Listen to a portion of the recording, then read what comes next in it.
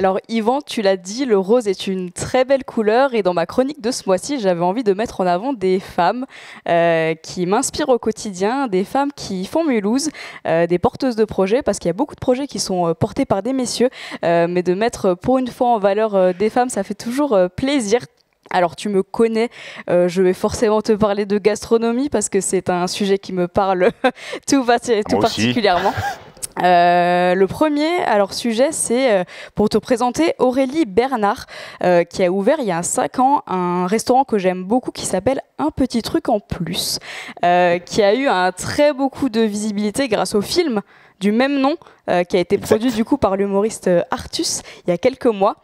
Un petit truc en plus, c'est quoi? C'est un restaurant inclusif et solidaire qui permet de manger, de passer un bon moment. Et la particularité, c'est que les équipiers sont porteurs du coup d'un handicap, plus précisément de trisomie 21.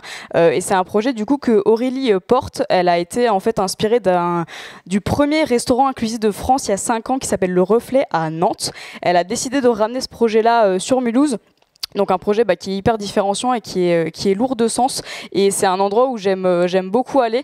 Et ça permet aussi de voir que Mulhouse est encore une fois une ville qui est singulière, parce que ce restaurant est un des seuls d'Alsace et on l'a à Mulhouse. Enfin, en tout cas, on a la chance de le compter à Mulhouse. Je veux le découvrir, c'est à quelle adresse? Alors c'est Place de la Paix à Mulhouse. Noté. Voilà. Donc on continue forcément encore sur la gastronomie. Si on parle de gastronomie à Mulhouse, on ne peut pas passer à côté de l'association Épices, portée par Isabelle Eberlin, donc depuis 2009. C'est vrai que c'est des projets aussi qui sont incroyables. Donc voilà, des ateliers intergénérationnels. Une cuisine pédagogique, l'idée c'est vraiment de rassembler du monde autour d'une seule et même passion qui est la cuisine. Donc on a des ateliers sur du côté de la fonderie, en hypercentre de Mulhouse, et la cuisine aussi est délocalisée dans des centres socioculturels, dans les établissements pédagogiques, et c'est trop chouette comme projet, je trouve. Noémie, merci. Donc c'est les personnes qui te fascinent un peu, qui t'inspirent. Eh bien, merci de nous avoir partagé ces inspirations. Merci Yvan.